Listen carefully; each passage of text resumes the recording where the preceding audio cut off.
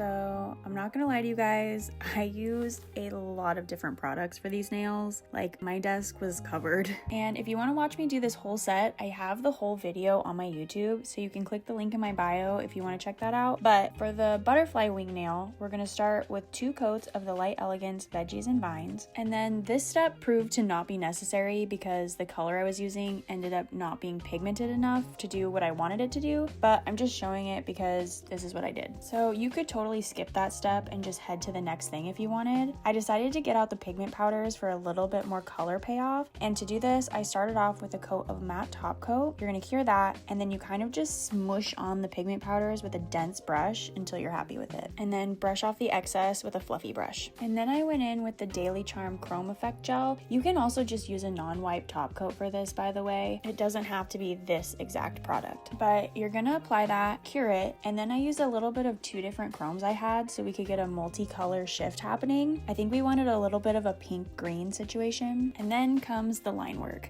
This is a little bit more of an advanced step, but for stuff like this I usually just like to have the reference photo sitting out for me to glance at, and I try to break it up into individual shapes. So like, we start with an outline around the whole nail, and then I look for our longest line, which is kind of down the middle, and then I build multiple teardrop shapes off of that line, filling in the little spots that need to get filled in as I go. And I try to just take my time here. If you're really nervous about it, I would probably add another layer of top coat over the chrome before you start the line work so that you can wipe off any mistakes. I had one little section I ended up not being happy with, and I just used a small, dry, clean brush to clean it up, but I would have had to reapply the chrome had I needed to wipe off more. You can also flash cure as you go, just for that extra bit of insurance. And then we just go in with some white and a very small dotting tool and place tiny little dots all over the place. And then in a second here, you'll see that when I do nail art like this and I go in to do the top coat, I like to apply it with a slip layer and then put on a bigger bead that I'll just float on. This basically just encapsulates the nail art. Is this entirely necessary? No. And it does take a little bit more time, but if you're at a point where you're just looking for any little thing to elevate your work, this will give your nails that extra smooth finish at the end. But yeah, that's the whole process. Follow for more.